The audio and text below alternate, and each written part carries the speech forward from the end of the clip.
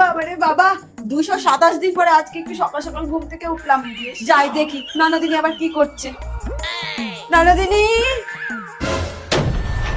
ননদিনী, তুমি এটা কি করছো? বৌদি আমাকে ছেড়ে দাও, আমাকে ঝুলতেই হবে। আমি আর সবার টন্টিটকারি সহ্য করতে পারছি না। তুমি কি পাগল হয়ে গেছো? কে টন্টিটকারি করেছে তোমাকে? কালকে তুমি যখন বাজারে গেছিলে তখন।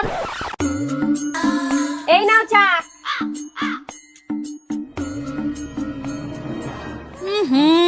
আমার চশমাটা যে কোথায় গেল?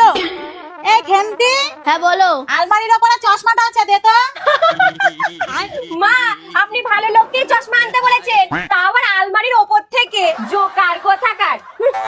মা দেখেছো বৌদি আমাকে কি সব বলছে? তাহলে বোন তুই এমন কিছু কর যাতে তোকে সবাই কথা শোনাতে না পারে।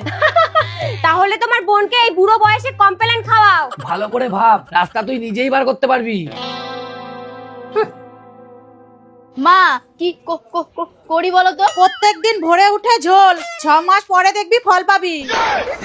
হাই ভগবান, মা তোমাকে এই ছোড়ার কথা বলেনি। আসো আমার সাথে। বৌদি ছেড়ে দাও, পড়ে গিয়ে মরে যাও। বৌদি ছেড়ে দাও। তাহলে ঘরে যেটা করছিলা ওটাতে কি হতো? নামাও। Morning.